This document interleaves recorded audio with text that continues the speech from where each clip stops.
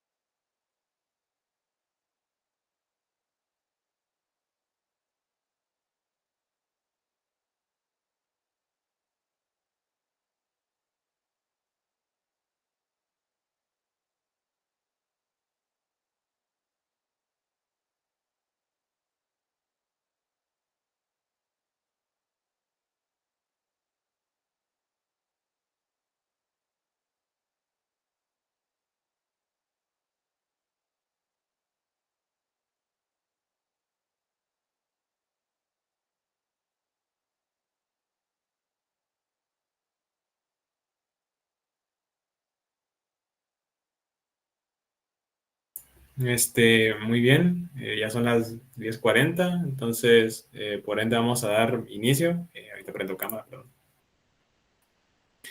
Hola, mi nombre es Daniel Varías y el día de hoy voy a ser el moderador bueno, junto con mi compañero Pedro Pablo Guzmán, vamos a ser los moderadores de esta charla. Entonces vamos a dar una pequeña introducción. Primero que nada, buenos días.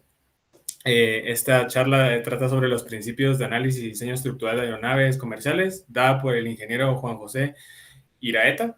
Es un ingeniero en aeronáutica y técnico en ingeniería electrónica. con licencia de piloto privado y un certificado en reparación de estructuras de aeronaves en Boeing. Entonces, por favor, ingeniero, ya podría comenzar, disculpe. Hola, buenos días. Muy amable, Pablo. Muchas gracias por la introducción. Vamos a dar inicio entonces a la presentación.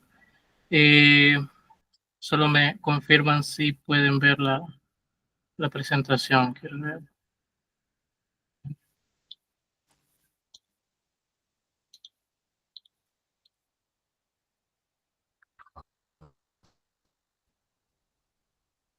Se puede ¿Se, ver, ingeniero. ¿Se ve bien? Ahorita solo veo, bueno, se empieza a presentar, o sea, sí, ajá. Vamos a ver. No, no, perdón, ajá, presentar así tal cual. ¿Así? Sí, ahora sí se Así. ve. Sí, sí, Va, perfecto. va, perdón. Quiero ver. Así. Ahí está. Bueno, muy buenos días, bienvenidos a todos, ¿verdad? Los que están aquí, ¿verdad? Es un honor para mí, darles esta charla, ¿verdad? Sobre los principios del análisis y diseño estructural en aeronaves comerciales, ¿verdad?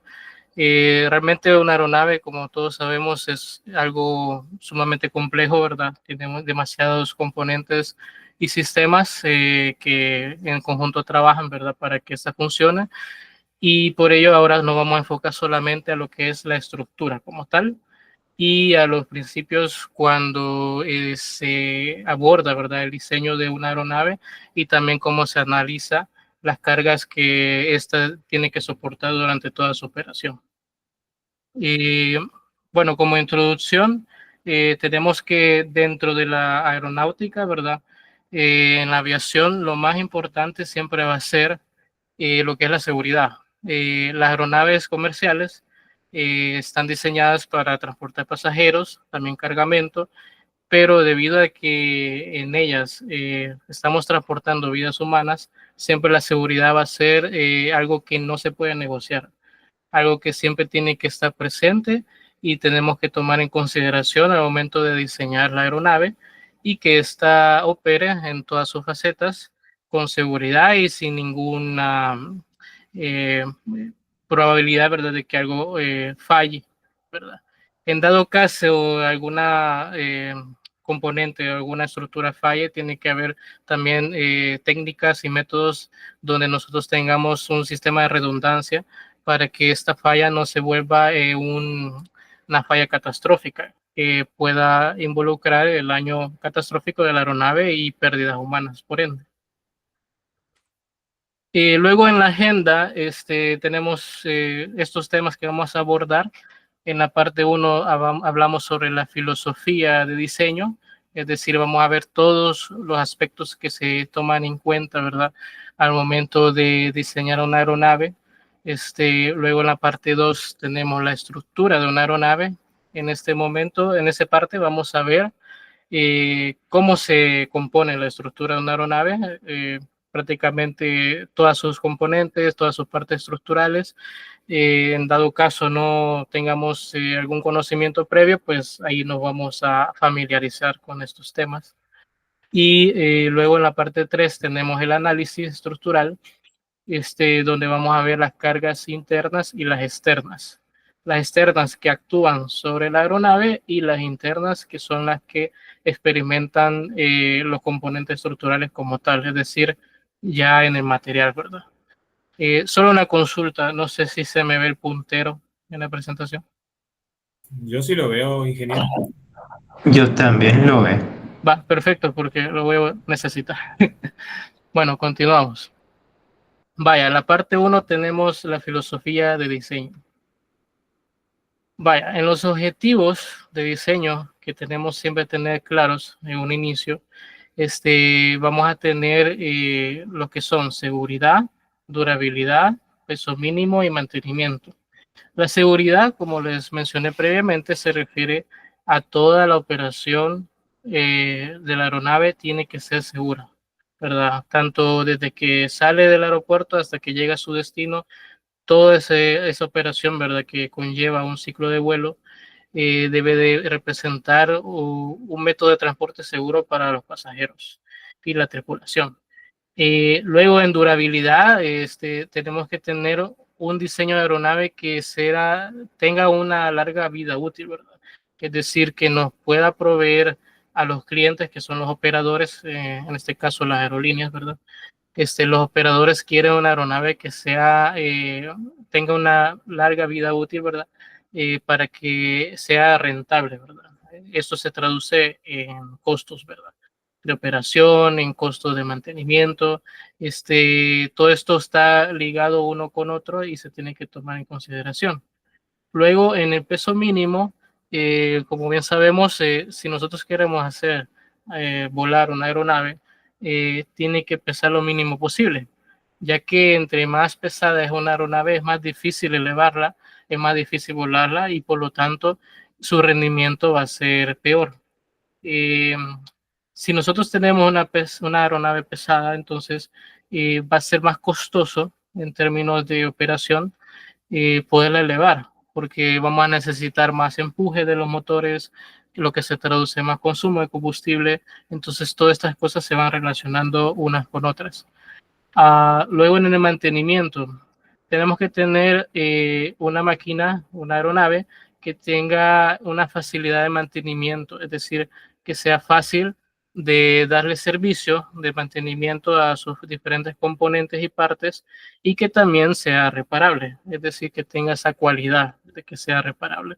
Entonces, todos estos aspectos, objetivos de diseño se relacionan con los costos iniciales, que son los que se implica al momento de diseñar la aeronave, que esto prácticamente lo de la parte del fabricante, y también se traduce en costos de operación, que ya va relacionado a los clientes, que en este caso serían las aerolíneas. Luego, en seguridad, viendo cada una de estas partes, vamos con seguridad. La seguridad es un pilar fundamental, ¿verdad? Como les había mencionado, y nosotros tenemos que garantizar que la aeronave estructuralmente es capaz de soportar todas las cargas que nosotros esperamos que experimente a lo largo de toda su operación, ¿verdad? Como también en eventos menos inusuales, podría ser debido a cargas extremas debido al clima, ¿verdad? Que también afecta a la aeronave. Entonces tenemos que tener un margen de seguridad, ¿verdad? En el cual nosotros garantizamos que la estructura va a ser capaz de soportar dichas cargas y sobrepasar las mismas por las cuales está diseñado y que no represente un daño catastrófico a la misma. Entonces, cuando hablamos de cargas, tenemos dos escenarios. Tenemos cargas en tierra, que van a ser todas las operaciones que la aeronave realice en tierra, como lo es el taxeo, que en inglés es taxi, el despegue, ¿verdad? Que en inglés es takeoff, el aterrizaje o landing y el abordaje y desabordaje de pasajeros, ¿verdad? Como también de la carga, que ya sea equipaje o que sea una aeronave de carga, ¿verdad? Luego en el vuelo vamos a tener diferentes cargas debido a las maniobras que la misma aeronave realice. En este caso, el roll se refiere al giro, ¿verdad?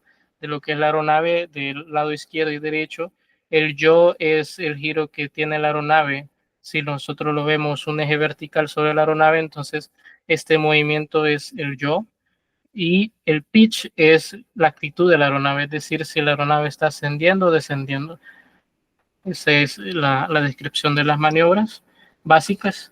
Luego tenemos diferentes cargas también por las ráfagas de viento que puedan haber, por la misma inercia de la aeronave en movimiento y cargas aerodinámicas debido a la sustentación y al drag, que es la resistencia al avance debido al rozamiento del aire en la estructura de la aeronave. Luego también tenemos que dentro de la seguridad, que la aeronave debe ser capaz de soportar daños no detectados. Esto, por ejemplo, es la fatiga.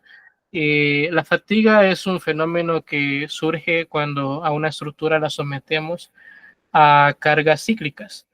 Cuando nosotros tenemos, por ejemplo, una lámina de metal y la comenzamos a flexionar, entonces después de una cierta cantidad de ciclos, esta va a comenzar a generar fisuras, que son los cracks microscópicos que poco a poco se van a ir uniendo entre sí y van a generar la falla del material. Entonces, las aeronaves están siempre bajo efecto de cargas cíclicas debido a su propia operación, a la naturaleza de la operación de la aeronave, que luego vamos a abordarlo con más detalle más adelante. También tenemos eh, eh, el efecto del medio ambiente, ¿verdad? En lo que es el material, ¿verdad? Y corroer ciertas partes estructurales. Entonces, la aeronave es capaz de soportar esto hasta el punto en que se detecte y se corrija. Luego también de laminación, esto es más orientado a materiales compuestos, que también son materiales que se utilizan en aviación bastante, ¿verdad? Debido a sus grandes propiedades mecánicas y a que son bastante ligeros. La delaminación se puede dar, por ejemplo, debido a la humedad en el aire, que contamina el compuesto y provoca la delaminación, que es la separación de la fibra con el núcleo, ¿verdad? Con el core. Luego también podemos tener daños por desgaste. Es debido a rozamiento de partes, al mismo uso que tiene la aeronave, entonces también se pueden ver ese tipo de daños.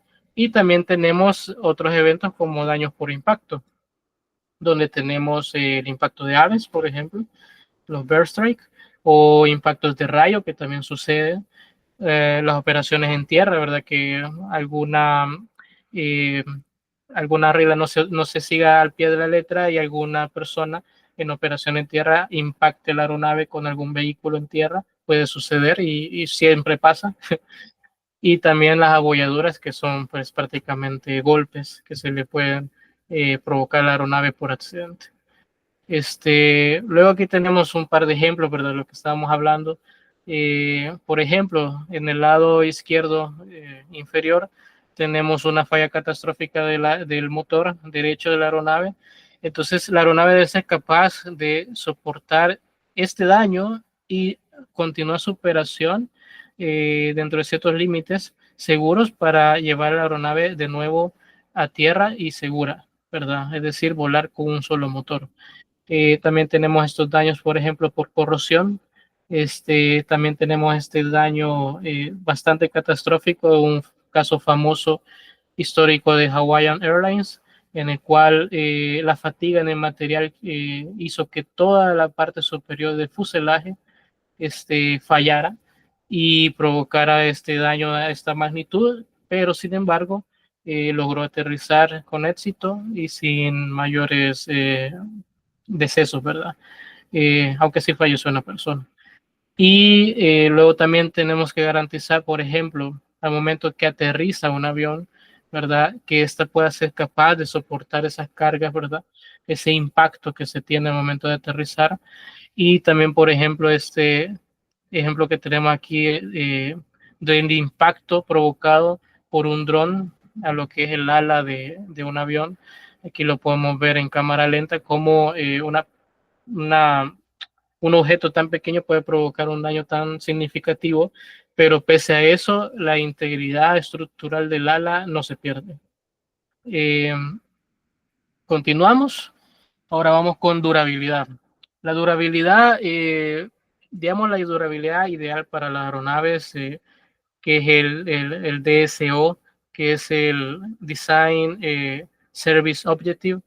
Este objetivo de diseño de servicio está enfocado para la aeronave Boeing, por ejemplo, en 20 años. Es decir, durante esos 20 años la aeronave debe dar una alta confiabilidad para su operación, ¿verdad? En donde va a existir un compromiso del mantenimiento y del rendimiento. En el mantenimiento nosotros nos vamos a enfocar en que tenga un bajo mantenimiento, es decir, que no represente un costo muy grande, ¿verdad? Y también que tenga una tolerancia al daño, ¿verdad? También debe ser capaz de soportar ciertos daños y no representar una falla catastrófica. Y luego en rendimiento nosotros vamos a tener la capacidad de carga óptima, es decir, cuánta carga yo le puedo poner a esta aeronave, es decir, cuántos pasajeros, cuánta equipaje, o si es una aeronave carguera, cuánta carga en peso, en libras o en toneladas, como lo quieran ver, cuánto le puedo poner a la aeronave. Y también que haya un balance con el bajo costo de operación, es decir, que sea rentable. Entonces, todas estas cosas son las que le interesan a los operadores, es decir, a las aerolíneas, ¿verdad? Porque prácticamente es su negocio, ¿verdad? Luego, en peso mínimo, en el peso, si nosotros agarramos, imaginamos la aeronave, y lo dividimos en las mayores componentes que representan el peso de la misma, vamos a tener el combustible, vamos a tener los componentes y sistemas, la carga, es decir, lo que nosotros vamos a llevar dentro de la aeronave, lo que vamos a transportar. Los motores también tienen un peso significativo y la estructura, o en inglés airframe. Cada uno de estos componentes representa un peso bastante significativo que debemos tomar en cuenta. Entonces, para reducir el peso, nosotros nos vamos a enfocar en la estructura, es decir, cómo hacer que la estructura sea lo más ligera posible. Porque en payload, en la carga, nosotros queremos llevar lo más posible. Los motores, debido a su diseño, pues no hay mayor cosa que hacer, ¿verdad? Esto ya es otra área, ¿verdad? Es otro mundo, ¿verdad? Igualmente en los componentes y sistemas y en el combustible igualmente nosotros queremos llevar lo más posible para poder tener trayectos más largos, ¿verdad? Para la aerolínea, ¿verdad? Entonces, referente a la estructura, la manera en la cual podemos nosotros aligerar o reducir su peso sería en tener un diseño eficiente, es decir, que los componentes estructurales tengan una forma tal de que sus propiedades mecánicas sean mejores, ¿verdad? Y una selección de material óptima, es decir, saber de qué material vamos a hacer dicho componente.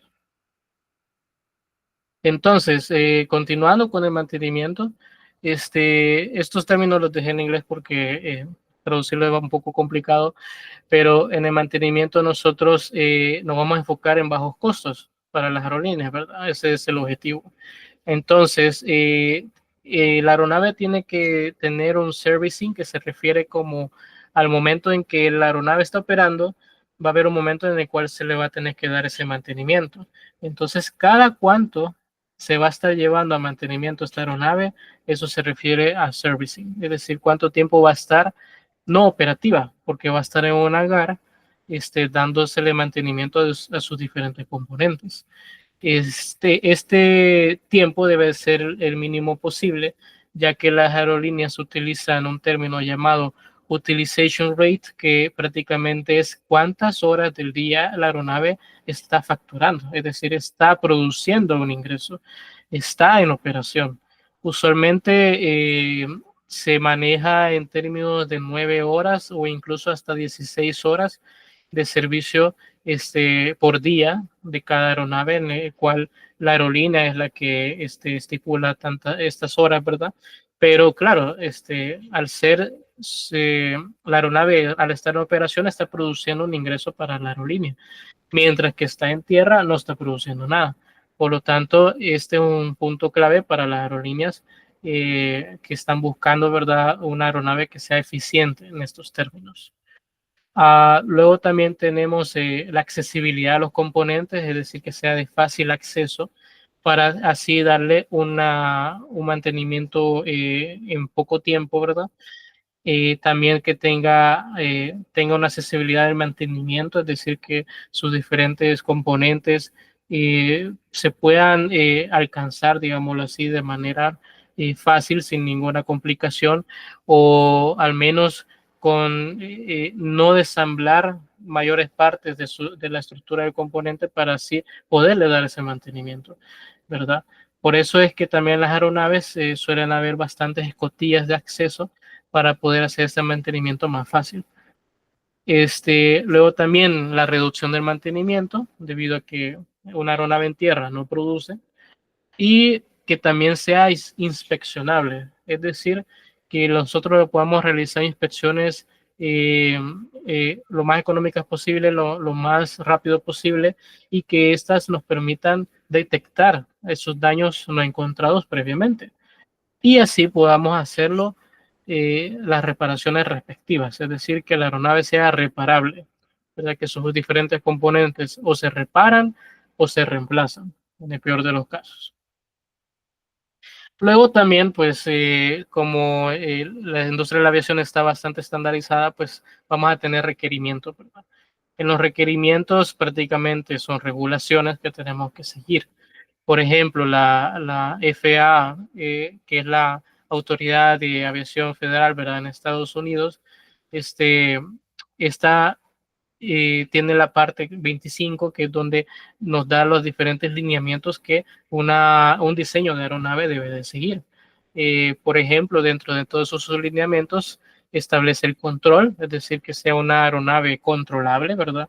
En diferentes situaciones y ambientes, que sea estable también para su operación, eh, también que tenga un rendimiento óptimo y que sea confiable, ¿verdad? Que esto se relaciona bastante, bueno, todas estas se relacionan bastante con lo que es la seguridad de la operación de la aeronave. Entonces, asimismo, también tenemos regulaciones extranjeras. Eh, esta información, como es sacada la fuente de información es estadounidense, por eso le llaman ellos regulación extranjera. Regulación extranjera se refiere a todas las regulaciones que los demás países, ¿verdad?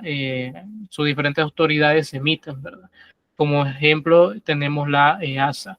La EASA es la entidad, la autoridad, digámoslo así, en la Unión Europea, ¿verdad? Que determina sus propios lineamientos, ¿verdad? Para las aeronaves comerciales, su operación y su diseño, ¿verdad? Y todo, ¿verdad? Igualmente la IATA también es una entidad internacional, ¿verdad? Que regula el transporte aéreo. Entonces también tiene sus propias regulaciones, sus propios lineamientos y estándares que debemos de seguir. Luego también los operadores, como son los clientes finales, ¿verdad? De toda aeronave, van a solicitar ciertos requerimientos específicos, ya sea porque ellos necesiten alguna comodidad extra para sus pasajeros, así como Emirates, que otorga bastantes lujos, ¿verdad?, dentro de sus aeronaves, son requerimientos específicos, son requerimientos tal vez no estándares para toda la aviación, pero que el cliente lo ha solicitado y por lo tanto dentro de nuestro diseño lo debemos de cumplir, ¿verdad?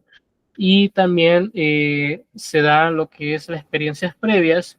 Eso se refiere a que a lo largo de los años han sucedido diferentes sucesos o eventos, mejor dicho, que han determinado que ciertas componentes tal vez necesitan una mejora de diseño, una modificación, ¿verdad? Entonces, como esto se da ya en servicio, son los operadores usualmente los que transmiten estas experiencias previas a los fabricantes para que empleen las modificaciones necesarias. Y luego también tenemos requerimientos propios del fabricante.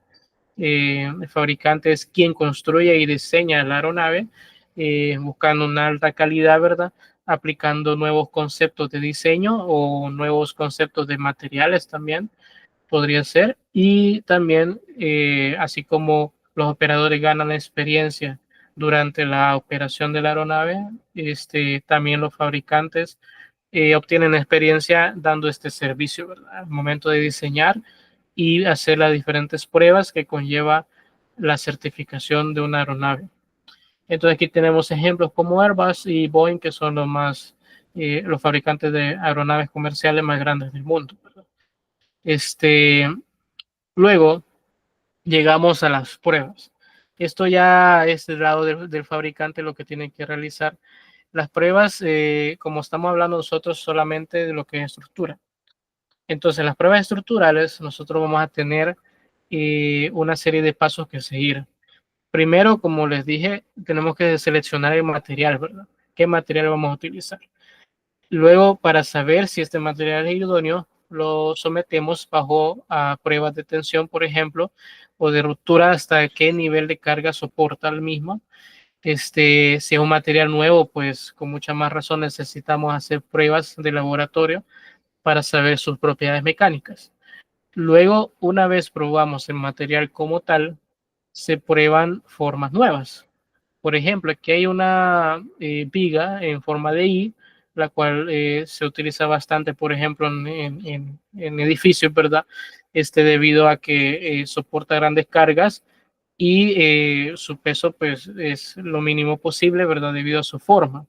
Por ejemplo, si nosotros hacemos la comparación de este mismo material teniendo una barra sólida, la barra sólida es demasiado pesada en comparación a esta viga NI. Sin embargo, la viga NI puede proveer las mismas propiedades mecánicas y resistir prácticamente la misma carga que una barra sólida. Entonces es mucho más ventajoso tener esta forma. Entonces ahí es donde nosotros ponemos a prueba diferentes formas que le podemos dar al material para que éste tenga mejores propiedades.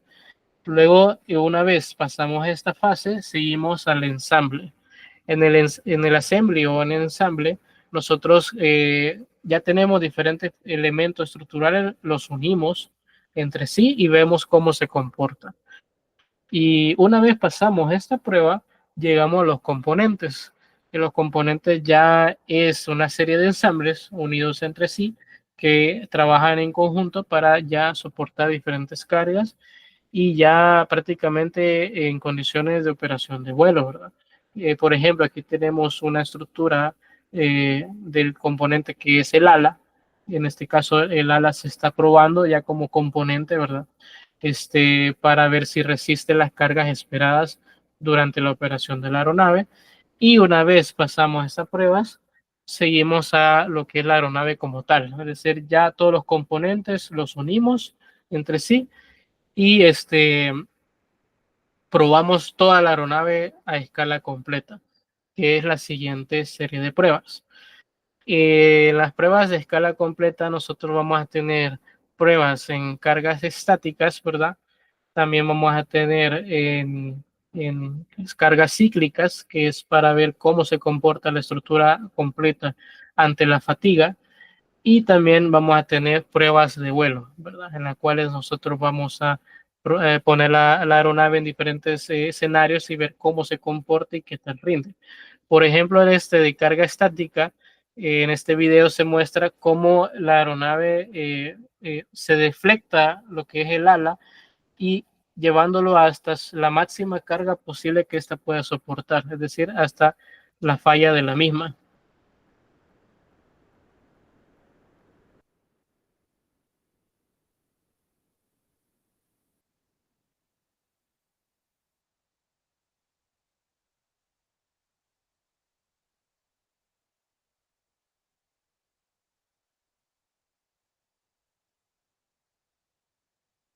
Bueno, ahí tenemos ese ejemplo, ¿verdad? Una carga estática aplicada sobre la estructura del ala.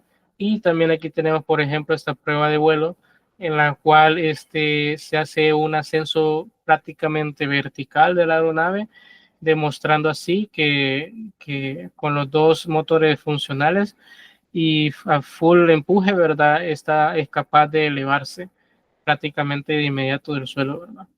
Son pruebas rigurosas, son pruebas extremas que ya en la operación no se esperan que sucedan, pero que igualmente la aeronave es sometida a dichas pruebas para así ser parte del proceso de certificación, ¿verdad? Con la autoridad regulatoria. Entonces, después de que pasamos todas estas pruebas, llegamos a la certificación.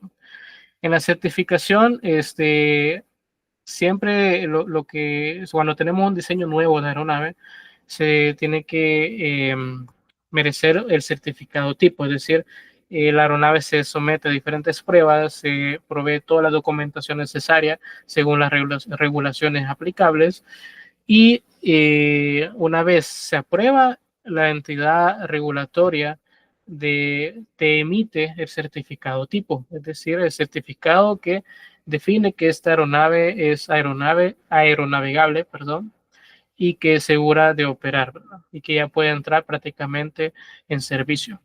Entonces, el fabricante es responsable, ¿verdad? De dar toda la documentación necesaria para que la autoridad emita este certificado tipo. Y igualmente el desarrollo de toda la información, de todas las pruebas, es responsabilidad del fabricante. Y, la autoridad que emite este certificado tipo es la autoridad que rige el estado de donde es el fabricante. Por ejemplo, para Boeing, la autoridad sería la FAA, Boeing es de Estados Unidos, la FAA rige Estados Unidos, por lo tanto, ellos son los responsables de emitir este certificado tipo y de pedir toda la documentación requerida a Boeing, ¿verdad? Igualmente, también autoridades externas pueden solicitar requerimientos específicos, como lo es la EASA en Europa. Entonces ellos pueden pedir ciertos requerimientos adicionales, ¿verdad?, a los de la FAA, y Boeing tiene que demostrar y darle cumplimiento para que la aeronave entre en servicio en Europa para la EASA, ¿verdad? Y luego el certificado tipo está relacionado a un modelo de avión, pero de ahí también tenemos el certificado de aeronavegabilidad, que es Standard Worthiness Certificate.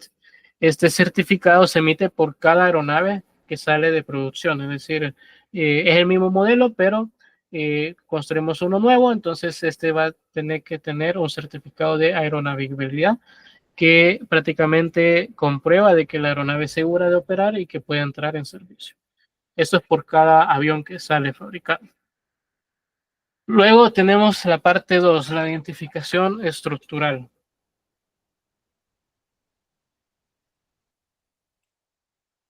Ok, aquí nos vamos a empezar a familiarizar con lo que es la estructura de la aeronave. Ya vimos todo lo que es diseño, ahora vamos a ver cómo es que están construidas actualmente. Cuando hablamos de una aeronave, pues tenemos cuatro componentes principales en los cuales la podemos dividir. El fuselaje prácticamente es todo el cuerpo central, ¿verdad?, de la aeronave, la cual pues prácticamente nos provee, ¿verdad?, el espacio donde va toda la cabina de pasajeros, el compartimiento de carga, que es donde van las maletas. Entonces, prácticamente todo esto es el fuselaje.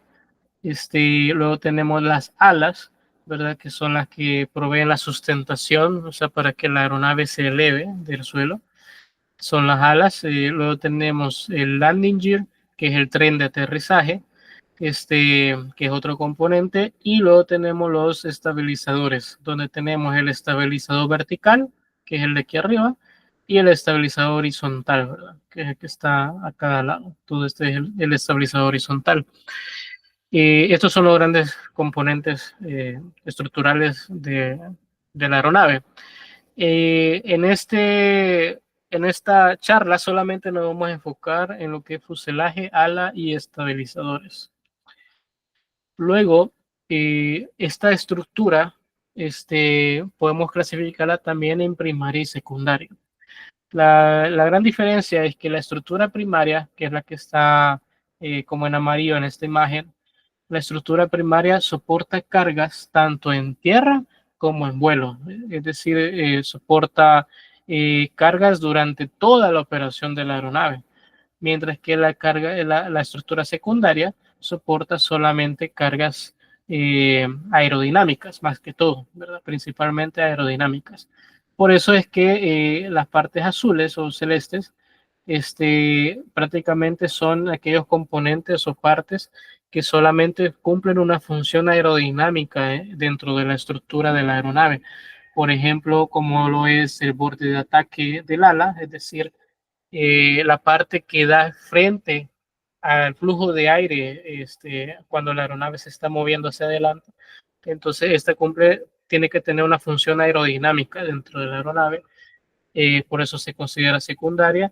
Igualmente, el borde de ataque en los estabilizadores también son secundarios, mientras que la estructura principal de los estabilizadores son estructuras primarias, porque prácticamente eso le está dando la fijeza a esa estructura para soportar todas las cargas durante toda la operación.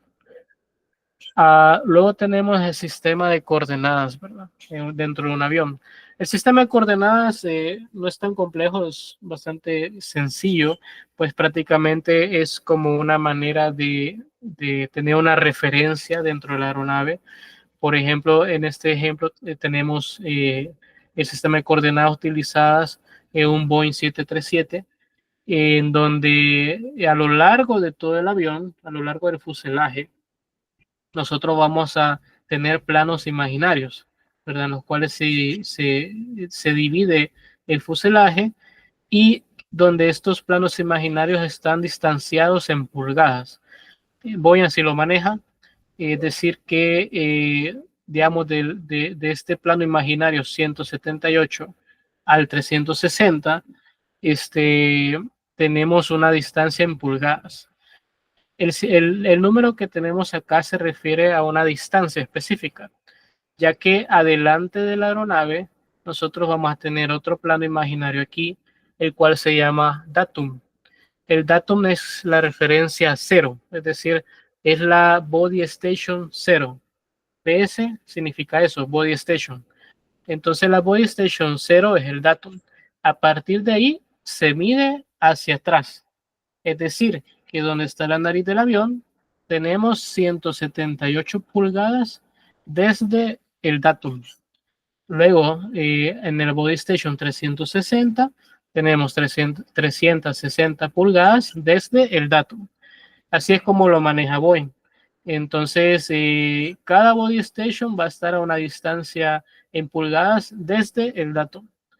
Entonces, por ejemplo, acá hasta el final del área presurizada del avión, que es la body station 1016, tenemos 1016 pulgadas desde el datum. Es una manera de referenciarnos a lo largo del eje longitudinal del avión. Luego, también tenemos, por ejemplo, si nosotros hacemos un corte transversal de fuselaje, tenemos esta circunferencia, en el cual nosotros vamos a tener la referencia cero vertical, que es un plano vertical aquí, que sería la buttock line, así se llama, BL buttock line.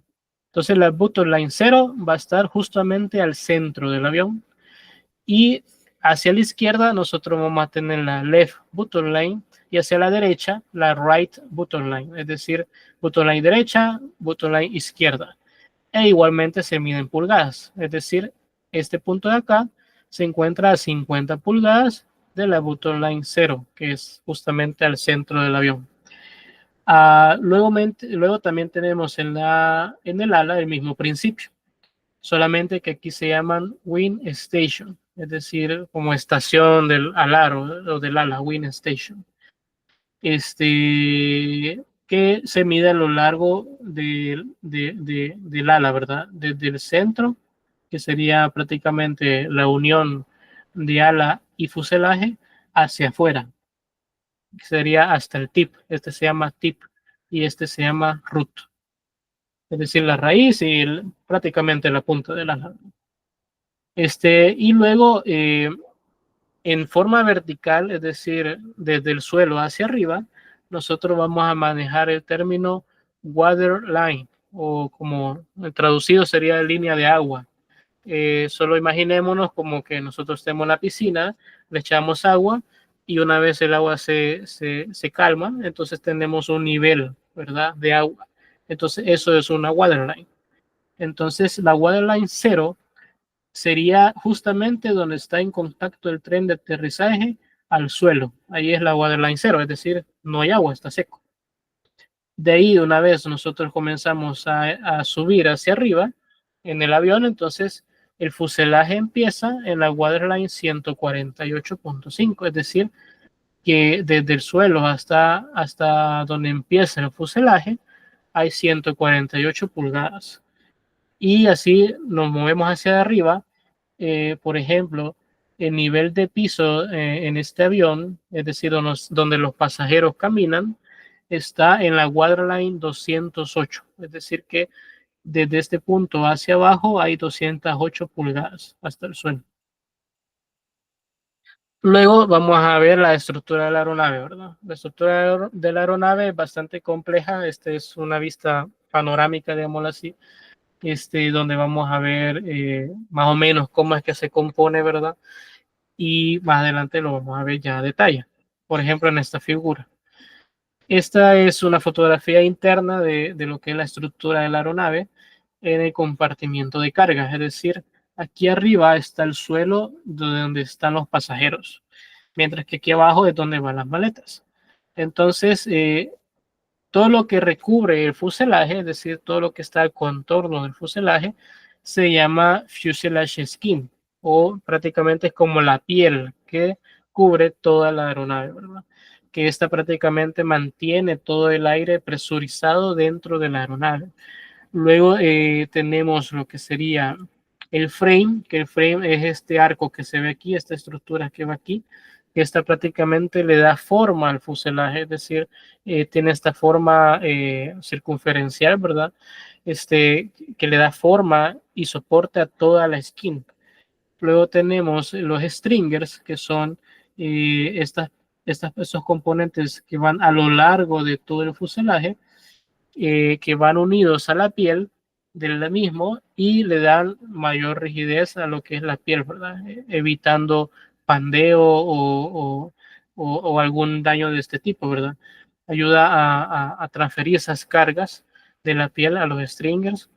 Y luego tenemos también, por ejemplo, esta estructura superior, la cual se llama Floorbin, que sería viga de piso en español, la cual soporta todas las cargas de todo lo que nosotros tenemos arriba del piso, es decir, a todos los pasajeros, los asientos como tal, los galleys, que son, por ejemplo, los baños o donde están todos los servicios de cafetería, ¿verdad? Que tienen la tripulación, ¿verdad? Entonces, todo este peso se transfiere a través del piso y llega a las floor beams, lo cual distribuye todas esas fuerzas a la estructura de la aeronave.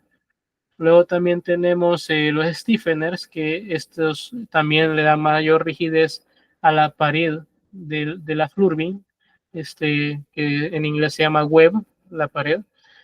Luego también tenemos los cores, que prácticamente son los extremos de la floor beam. Si nosotros lo vemos transversalmente, la floor beam tiene una forma de I. Entonces, justamente los extremos de esa I, arriba y abajo, son los cores. Y en medio es la web. Y luego tenemos los support posts, que prácticamente también ayudan a transferir esas cargas que tenemos arriba al frame y a toda la estructura como tal. Aquí tenemos otro ejemplo, un poco más panorámico, ¿verdad? De las mismas estructuras. Aquí tenemos la floor beam, esta es la web, estos son los cores arriba y abajo. Luego también tenemos estos straps que también proveen estabilización a la estructura. Luego tenemos los frames aquí, que son estos de acá. La piel como tal, los stringers. Aquí tenemos otra vista, otro ejemplo de prácticamente lo mismo. Aquí tenemos el stringer clip, que prácticamente une lo que sería el frame al stringer, ¿verdad? Esta piecita que está acá, estas piezas pequeñas. Y luego aquí tenemos otra vista más cercana, ¿verdad? Del stringer clip, que une el frame con el stringer, y el stringer va unido a la piel. Y el frame se une a la piel a través quiero ver dónde está, sí, de los shear tie. Los shear tie transmiten cargas desde el frame a la piel, es decir, en la unión entre frame y piel. Luego tenemos la estructura del ala. En el ala nosotros vamos a tener prácticamente el mismo principio, vamos a tener stringers tanto en la parte superior como en la inferior del ala. Esta es la sección central del ala, la cual tiene esta forma, es como una caja, ¿verdad? Se llama wingbots en inglés. Entonces, en la parte superior nosotros vamos a tener stringers que le dan mayor rigidez estructural a esta parte, y también vamos a tener una skin, es decir, una piel, una lámina que recorre todo la wingbots. Igualmente abajo vamos a tener una lower skin, una piel inferior, y unos stringers inferiores que también le dan mayor rigidez a la misma. Luego, dentro de la Wingbots tenemos la posibilidad de que hayan spars auxiliares. Los spars igualmente actúan como una viga en I, es la pared de la viga en I, que le da mayor inercia a toda esta estructura, y donde tenemos la mayor concentración de esfuerzos y cargas van a ser en los spar delantero y en el spar trasero, es decir, el spar que está delante de la wingbox y el que está atrás, ¿verdad? De la wingbox. Estos son los que mayor esfuerzos cortantes soporta dentro de la estructura, ¿verdad? De todo el ensamble, ¿verdad?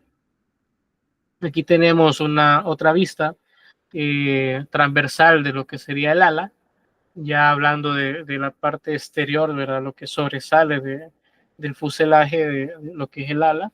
Entonces tenemos igualmente los spars, el frontal, el spar trasero, ¿verdad? Podemos tener un spar intermedio también, los stringers también, la piel que recubre todo el ala y que prácticamente le da esa superficie aerodinámica, ¿verdad? Y lo que le da la forma son las ribs, que es toda esta parte en gris que está aquí. Esta se llama rib o costilla. Entonces la costilla le da forma aerodinámica al ala. Prácticamente esta forma se llama airfoil, que es lo que produce que una vez en movimiento las alas generen esta fuerza de sustentación para que la aeronave se eleve. Aquí tenemos otro ejemplo, ¿verdad? De las ribs, cómo es que van configuradas. Aquí tenemos prácticamente lo que es el borde de ataque. El borde de ataque es este borde redondeado que está al frente del ala, que es el que impacta en primera instancia con el flujo de aire y luego el aire se desliza alrededor de toda la estructura del ala, ¿verdad? Aquí tenemos otro ejemplo de cómo puede ser. Aquí dependiendo del diseño, dependiendo de la aeronave, hay bastante variedad, ¿verdad? Cómo se constituyen, ¿verdad? Estas estructuras. Y luego estamos con la estructura de los estabilizadores, del estabilizador vertical y del horizontal. Aquí prácticamente es el mismo principio de las alas, o sea, no hay mayor pérdida en eso, o sea, siempre tienen la misma configuración, donde tenemos ribs, donde tenemos stringers a lo largo, tenemos una piel que recubre el mismo, y tenemos spars, que son los que le dan la mayor rigidez estructural al componente, ¿verdad? Tenemos borde de ataque aquí adelante y el borde de salida del flujo de aire en la parte de atrás, que se llama el trailing edge, ¿verdad? Además de eso, en la estructura de los estabilizadores, nosotros vamos a tener esta sección de aquí, que es el elevador. El elevador es una superficie de control de vuelo, del cual nos permite que la aeronave pueda elevarse o descender, ¿verdad? Prácticamente es lo que controla el movimiento de pitch, ¿verdad? Y luego también en el estabilizador vertical tenemos la superficie llamada rudder, que rudder nos permite el movimiento de girar izquierda a derecha de la aeronave en este sentido, ¿verdad? Y aquí tenemos más o menos como la estructura de un estabilizador de un 747, un ejemplo, ¿verdad? De cómo está constituido. Y eso básicamente. Ahora vamos con las cargas externas e internas. Ya conocemos cómo es la aeronave por dentro, ahora vamos a ver cuál es la tarea o su función, ¿verdad? De cada elemento estructural. Bueno, dentro de las cargas externas e internas, nosotros tenemos cargas externas. Las cargas externas se van a definir como todo lo que interactúa sobre el avión, ¿verdad? Por ejemplo, tenemos ráfagas, tenemos maniobras, tenemos la presurización de la aeronave, la propulsión debido a los motores, ¿verdad? El empuje que esos generan, y también cargas en tierra, que durante toda la operación de la aeronave, digamos, cuando va taxiando desde el punto de abordaje hacia la pista de despegue, o también cuando aterrizamos, ¿verdad? Y sufre ese impacto. Todo esto son cargas externas que la aeronave debe de soportar, mientras que las cargas internas ya estamos hablando nosotros de qué es lo que está experimentando el material, es decir, si está experimentando tensión, si está en compresión, si tenemos un esfuerzo cortante, si tenemos algún pandeo o una flexión, ¿verdad? O si se está torciendo el material, todo eso son las cargas internas. Entonces, Dentro de las cargas externas, por ejemplo, teníamos las cargas que experimenta en tierra, es decir, cuando va taxiando, cuando va en carrera de despegue, es decir, que pone los pilotos full potencia y vamos rodando. Entonces, toda la estructura debe ser capaz de soportar esa carrera de despegue hasta que una vez se despega del suelo, ya la aeronave se encuentra en vuelo, ¿verdad? Luego también tenemos, por ejemplo, girar, es decir, cuando la aeronave llega a un destino, esta se tiene que desplazar hasta el punto de abordaje que la torre de control ha indicado. Entonces, debe ser capaz de maniobrar en tierra, ¿verdad? Esto lo hace gracias a que el tren de nariz, el tren delantero, eh, tiene la capacidad de poder girar para poder hacer esos giros cerrados, ¿verdad? En las pistas, ¿verdad? Este, luego también tenemos, por ejemplo, el towing, que es cuando se remolca. Hay unos camiones, ¿no? Unos camioncitos especiales que se unen al tren delantero y con esto se empuja hacia adelante y hacia atrás. Luego también tenemos el jacking, que esto se utiliza más que todo en mantenimiento. Hay unos soportes especiales en el cual la aeronave se posiciona para que se le pueda hacer reparaciones que son bastante delicadas y que la aeronave tiene que estar en una configuración específica. Luego también tenemos durante el aterrizaje, pues, como todos sabemos, puede ser de diferentes formas, puede ser un aterrizaje nivelado, tranquilo, puede ser un golpe realmente rotundo que el tren de aterrizaje y la estructura del avión tiene que soportar. Por eso sale este término que se llama springback. El springback prácticamente es como que imaginemos que tenemos un resorte y que una vez lo llevamos a su límite, este puede ser capaz de retornar a su forma original sin ningún daño. Entonces la estructura tiene que tener esa flexibilidad de soportar esas cargas dentro de un régimen elástico y no sufrir una deformación, ¿verdad?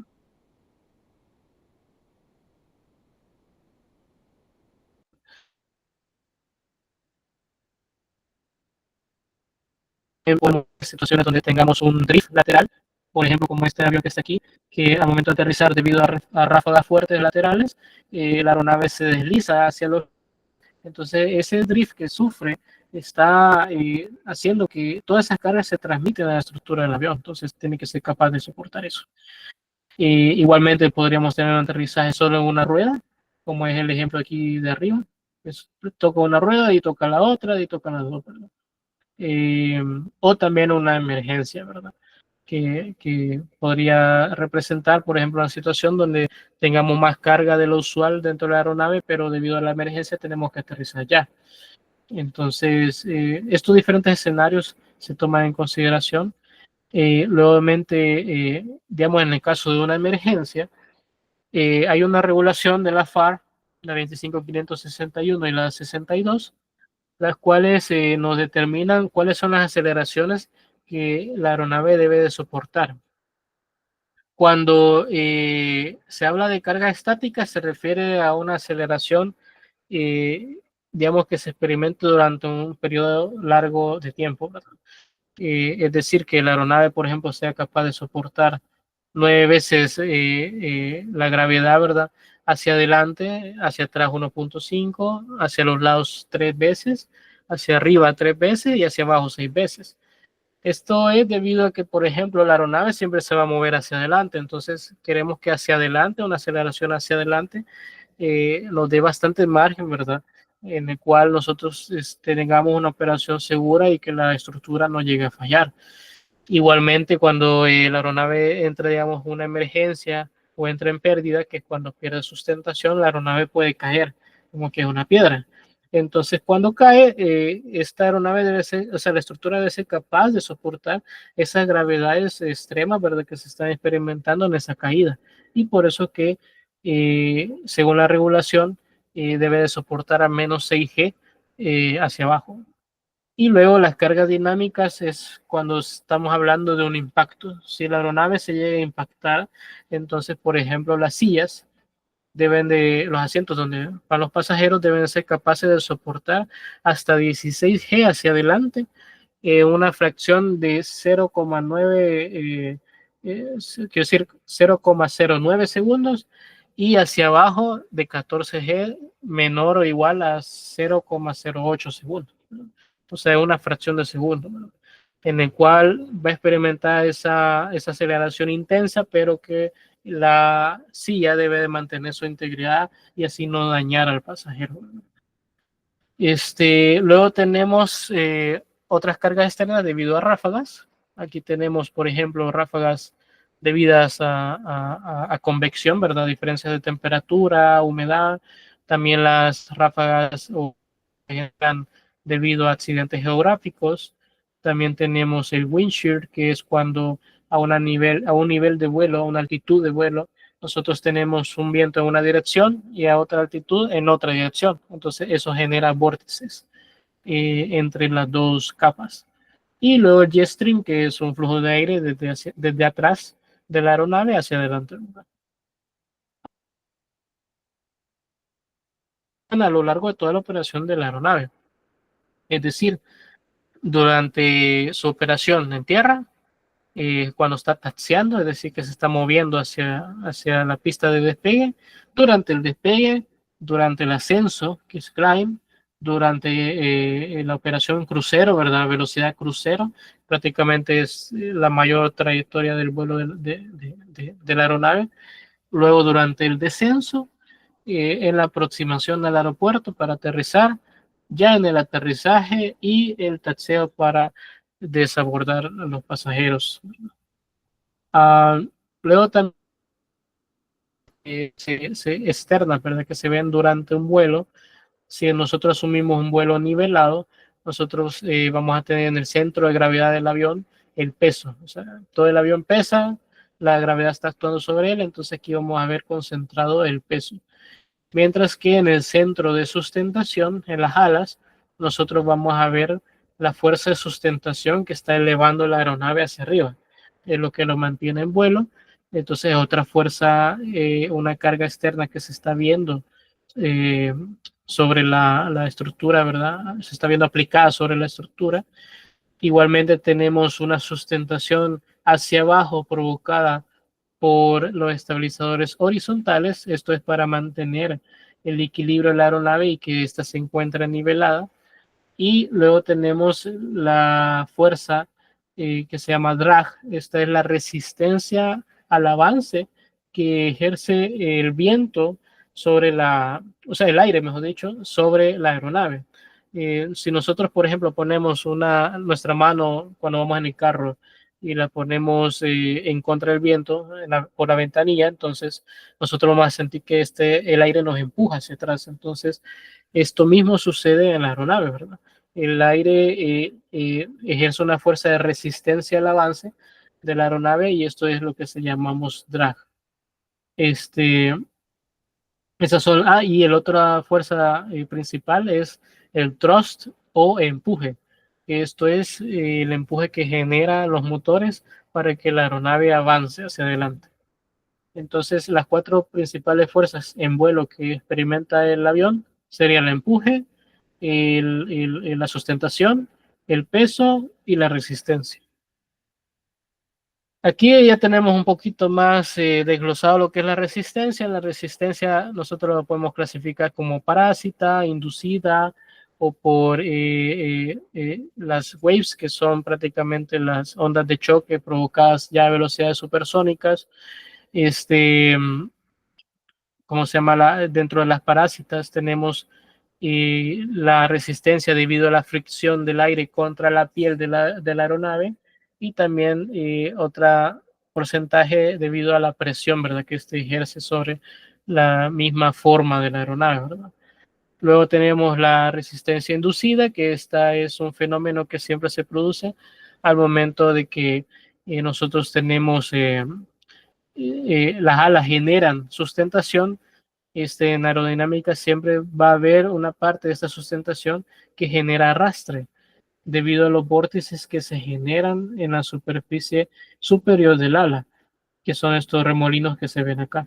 Entonces esto nos provoca un arrastre que también es parte de la fuerza total del drag que nosotros vemos ya eh, aplicadas sobre la estructura, ¿verdad?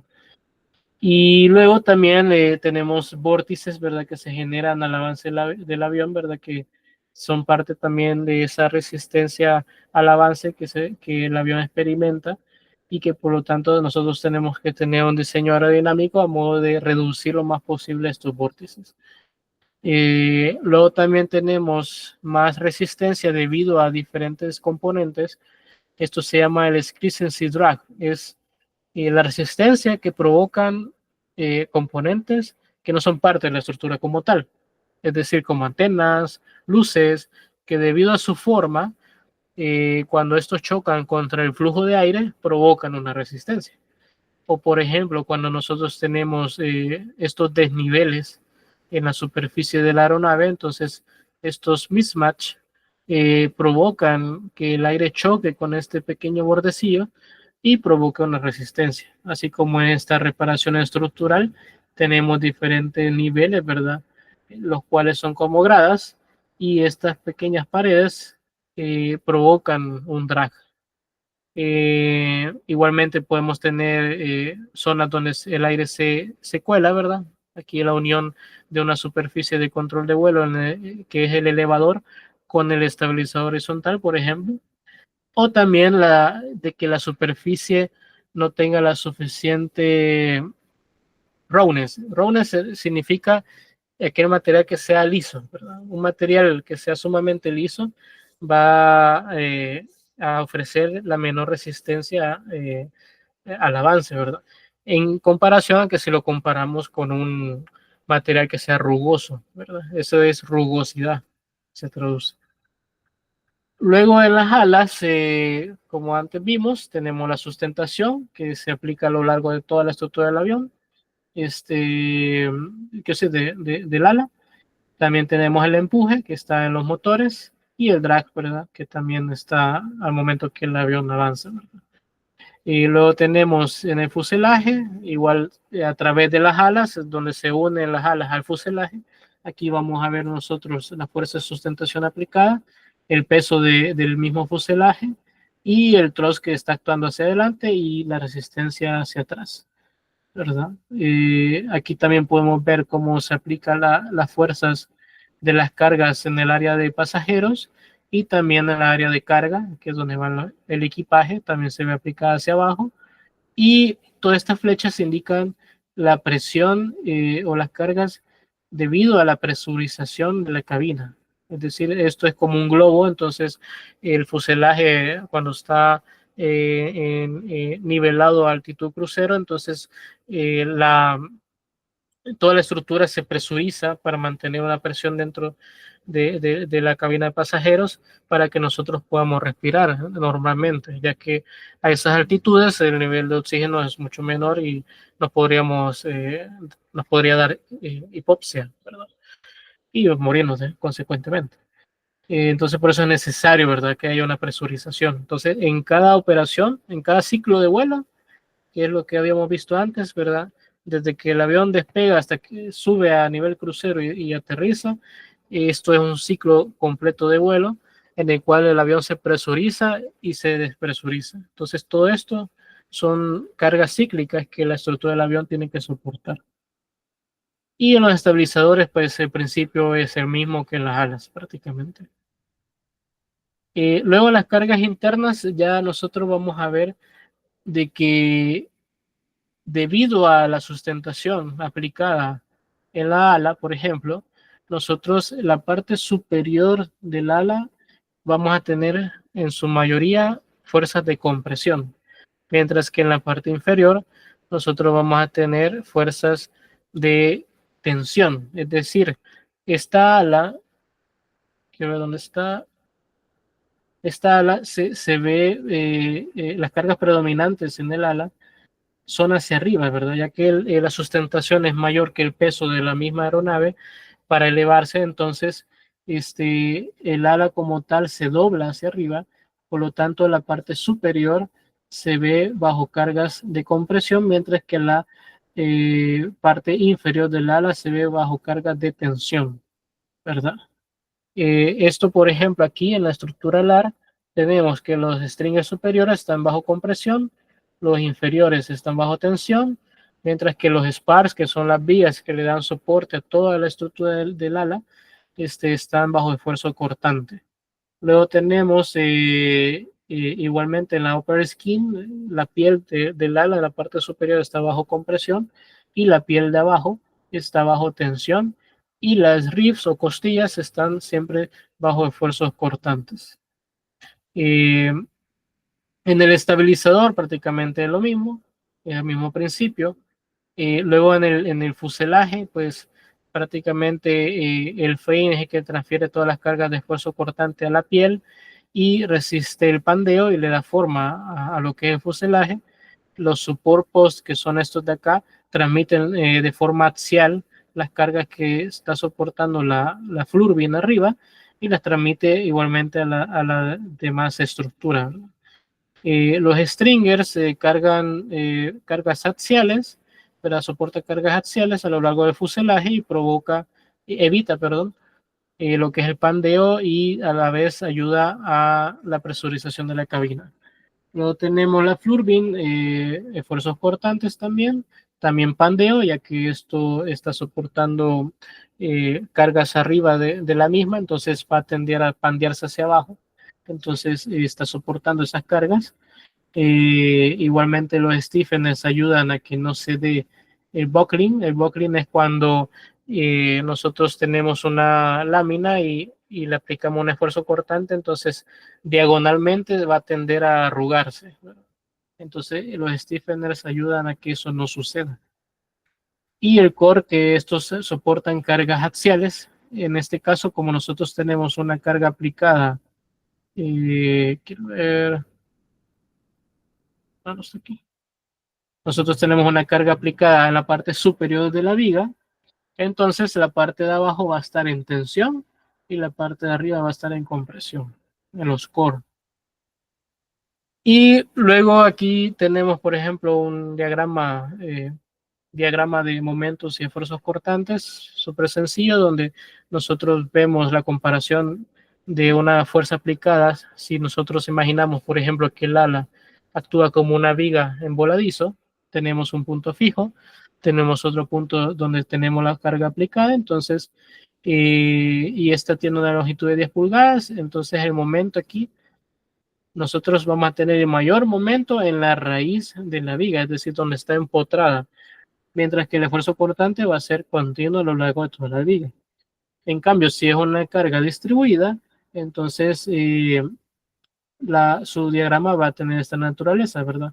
Siempre en la raíz es donde vamos a tener nosotros los mayores esfuerzos cortantes y el mayor momento de flexión, ¿verdad? Aquí, justamente donde está empotrada. Entonces, eso significa que en el ala, la unión de ala, fuselaje, es la que experimenta los mayores esfuerzos cortantes y mayores momentos, ¿verdad?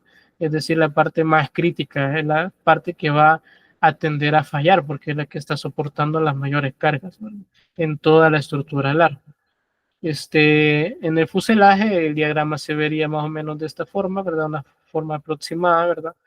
En donde igualmente tenemos una carga distribuida debido al peso del propio fuselaje, también al peso del estabilizador y a la sustentación que este provoca, y también las fuerzas aplicadas debido a la sustentación donde va el ala, aquí unida al fuselaje.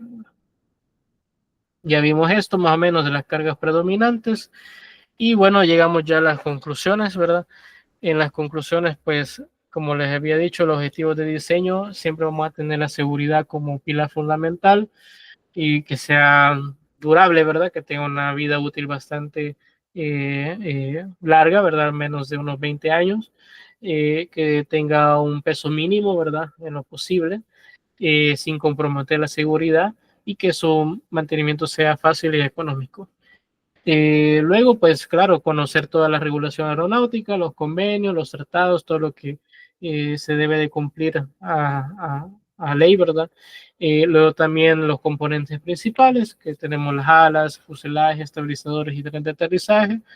Y luego, bueno, las cargas externas debido a todas las todo lo que externo, ¿verdad?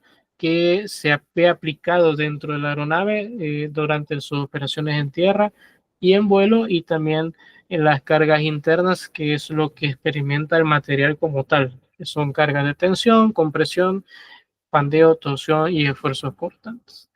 Entonces, bueno, ya llegamos a las áreas de preguntas.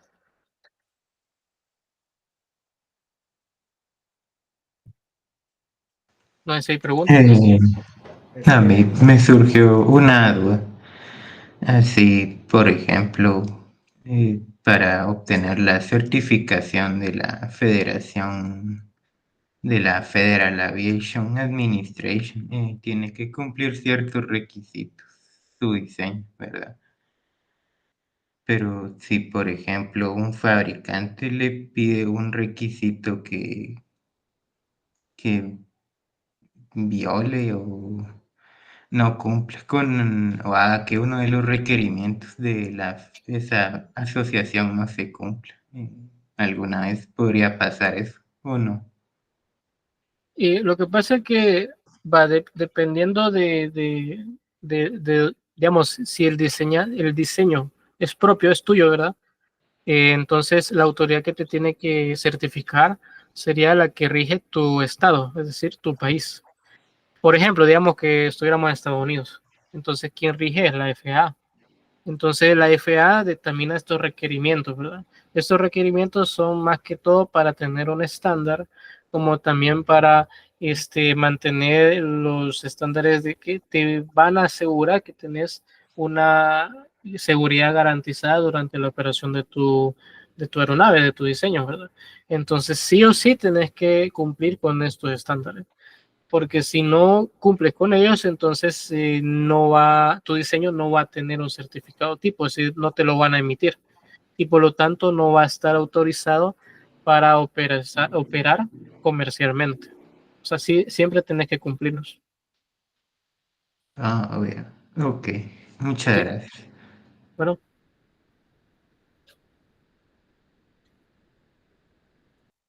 no sé si hay otra pregunta.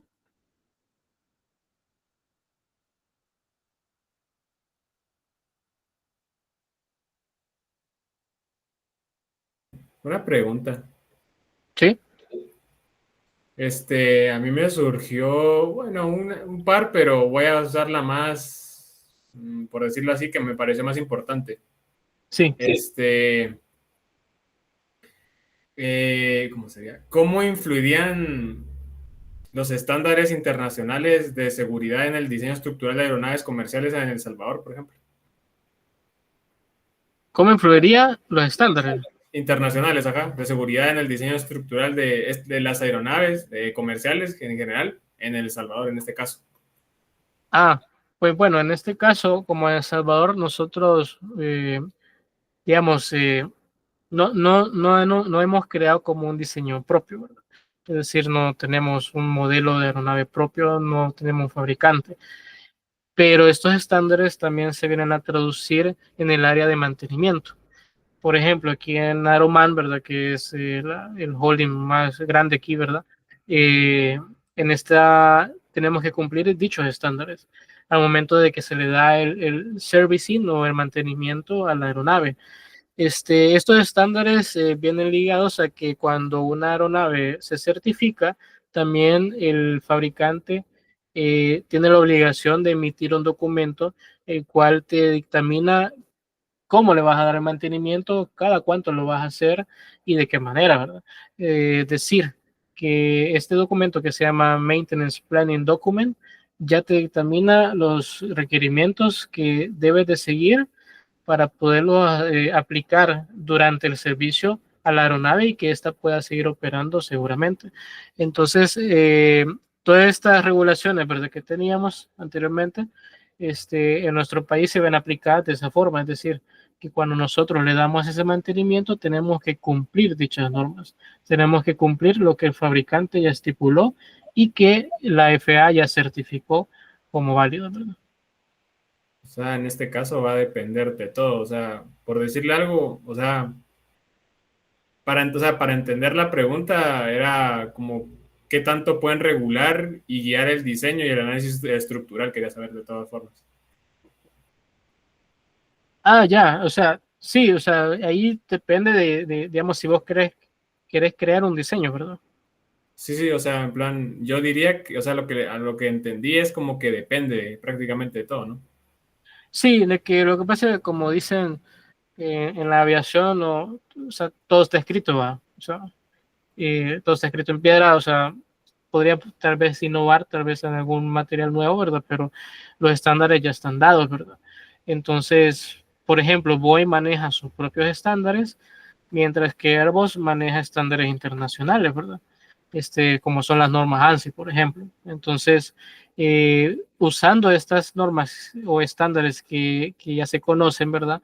Donde ya tenemos propiedades de materiales, ya tenés más o menos cuáles son sus esfuerzos últimos, ¿verdad? Y todas esas propiedades, entonces vos puedes utilizar estas normas o estos estándares para crear tu diseño. Y una vez ya creas tu diseño, eso sí, tenés que hacer todo el procedimiento de testeo, es decir, de hacer pruebas prácticas en las cuales vos demostrés de que ese diseño es capaz de soportar las cargas esperadas. Sí, pues, sí, pues. Ok, te agradezco mucho. Bueno, Solo alguien más tiene una duda para hacerle al ingeniero, ¿o no hay dudas?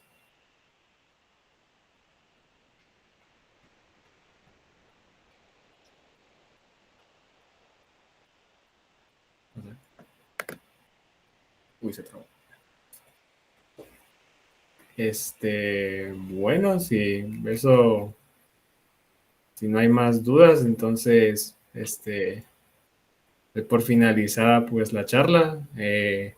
Agradezco mucho su participación en esta charla, también al ingeniero por darnos la información y sobre todo por proporcionarnos ciertos conocimientos que pues no se dan en cualquier lado, ¿saben? Entonces, agradezco mucho y espero que pasen una feliz tarde.